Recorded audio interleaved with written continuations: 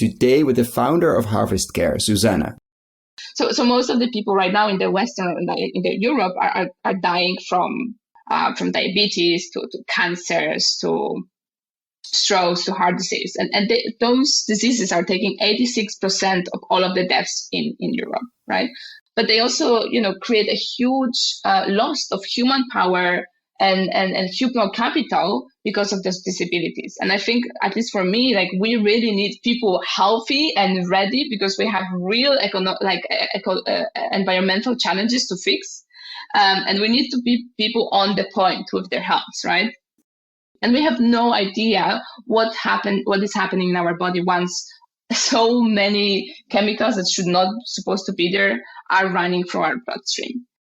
So the endocrine system is specifically threatened by all of the pesticides residue, as I just mentioned, because in those pesticides residue, there's something called endocrine disruptive chemicals. And those are chemicals which mimic or disrupt our hormones in our body, and they send confusing messages and cause all kinds of dysfunctions. They cover so much. They cover our mental health, our reproductive health, our metabolism, our energy level, our microbiota. Basically, whatever you think of as being performing, endocrine has an influence. I'm really fascinated about is that endocrine disruption and climate change have a common origin, which is the fossil fuel consumption and production. Because many of the pesticides include all kinds of chemicals as ethylene and propylene and methane, which we have access thanks to the petroleum. You just have to transform your life. And I think that's one of the challenge of, in general, it's just like one of the challenge of using food as medicine is that we are so used to being like very passive when it comes to our health.